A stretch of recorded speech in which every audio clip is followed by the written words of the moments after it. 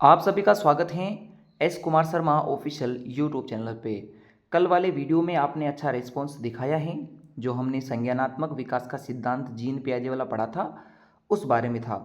तो आज की इस वीडियो में हम बात करने वाले हैं अधिगम के सभी सिद्धांतों के बारे में। अधिगम के 3 क्षेत्रों के सिद्धांत हम यहाँ पढ़ेंगे, उनके बारे में भी बात करेंगे कि ये कौन कौन से क्षेत्र हैं। तो आज का बिंदु है हमारा अधिगम के सभी सिद्धांत एवं उनके प्रतिपादक कि किन किन मनोवैज्ञानिक ने कौन से नाम से किस अधिगम वाले सिद्धांत को दिया है। क्योंकि विगत वर्षों के पेपरों में यह देखा गया कि रीट के एग्ज़ाम में ऐसे प्रश्न पूछे गए जहां आपसे किसी सिद्धांत का नाम देता है और उसका प्रतिपादक पूछ लिया जाता है, या किसी सिद्धांत का उपनाम दिया जाता है और आपसे उसका प्रतिपादक पूछा जाता है।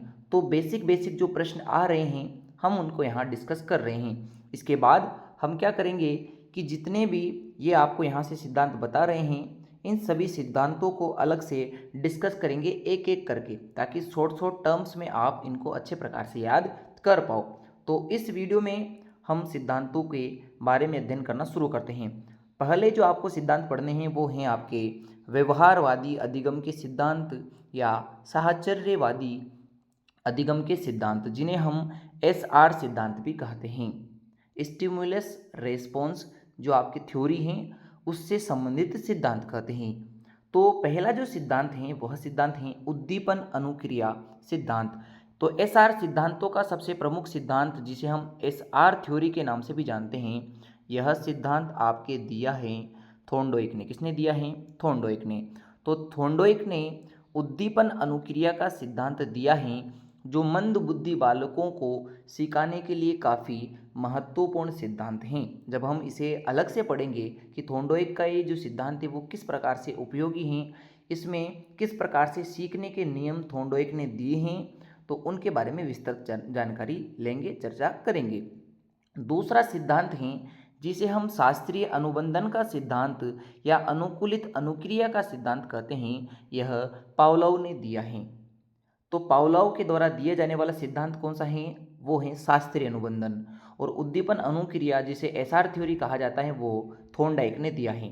तीसरा आपके सिद्धांत हैं जो पिछले वर्ष पूछा भी गया है कि पुनर्बलन का सिद्धांत किस नियम को कहते हैं। हालांकि आपको मैं यहाँ से 2 प्रश्न एक जैसे बताने वाला हूँ, तो ध्यान रखना है कि यदि केवल पुनर्बलन का सिद्धांत या प्रबलन का सिद्धांत पूछे तो वो तो सीएल हल ने दिया है, किंतु किस सिद्धांत को पुनर्बलन का सिद्धांत कहा जाता है, यानी कि वह मूल सिद्धांत के रूप में उसका नाम पुनर्बलन नहीं है, उसका नाम तो क्रिया प्रसूत अनुबंधन का सिद्धांत है जो आपके बीएफ स्किनर ने दिया है। किंतु उस क्रिया प्रसूत अनुबंधन के सिद्धांत के अंदर मूल रूप से पुनर्बलन का ही प्रयोग किया गया है, इसलिए उस क्रिया प्रसूत को पुनर्बलन का सिद्धांत कहा जाता है। मेरे कहने का तात्पर्य ये है कि जब आपको पुनर्बलन का सिद्धांत उपनाम के नाम से पूछे तो आपको बीएफ स्किनर का क्रिया प्रसूत अनुबंधन का सिद्धांत बताना है, किंतु केवल प्रश्न ये पूछे कि प्रबलन या पुनर्बलन का सिद्धांत किसने दिया तो आपको सीएल हल बताना है, क्योंकि यहाँ आपसे उपनाम के बारे में नहीं पूछ रहा है। अगला प्रश्न, जो 5वां सिद्धांत है आपके व्यवहारवादी या साहचर्यवादी सिद्धांतों में, वो हैं आपके समीपता का सिद्धांत या स्थानापन्न अधिगम का सिद्धांत। ये सिद्धांत दिया है एडविन गुथरी ने। किसने दिया है? एडविन गुथरी ने। तो आप यहाँ से स्क्रीनशॉट ले सकते हैं। जितने आपके 5 जो अधिगम के इसके सिद्धांत हैं मैं उनको एक बार आपको यहाँ दिखा देता हूँ। तो व्यवहारवादी 5 सिद्धांत हो चुके हैं। पहला उद्दीपन अनुक्रिया थॉर्नडाइक, शास्त्रीय अनुबंधन पावलोव, क्रिया प्रसूत अनुबंधन बीएफ स्किनर, प्रबलन सिद्धांत सीएल हल, समीपता या स्थानापन्न का सिद्धांत एडविन गुथरी। अब जो दूसरा अधिगम का क्षेत्र है उसे कहा जाता है संज्ञानात्मक क्षेत्र। तो अधिगम का संज्ञानात्मक जो क्षेत्र है या जिसे हम एसओआर सिद्धांत कहते हैं, तो इनके अंदर आपको 4 अधिगम के सिद्धांत पढ़ने हैं, जिनमें से 2 तो पूछे भी गए हैं कि अंतःदृष्टि या सूझ का सिद्धांत किसने दिया है। तो इसको आप ऐसे याद रखें कि कोहलर, कोहलर की स्थान पे आप खोल कर याद रखें। क्या याद रखोगे? खोल कर। तो हमें दृष्टि प्रदान होती है, अंतर्दृष्टि प्रदान होती है जब हम आंखें खोल कर देखते हैं। तो ही हमें सूझता है, यानी दिखाई देता है। दिखाई कब देता है? जब हम आंखें खोल कर देखते हैं, तो अंतर्दृष्टि आपको तभी प्राप्त होती है। अगला सिद्धांत जो पूछा गया था कि सामाजिक अधिगम का सिद्धांत किसका है, तो वो है आपके अल्बर्ट बांडुरा का सिद्धांत। किसका है? अल्बर्ट बांडुरा का सिद्धांत। चिन्ह अधिगम का सिद्धांत है टोलमैन का। किसका है? टोलमैन का।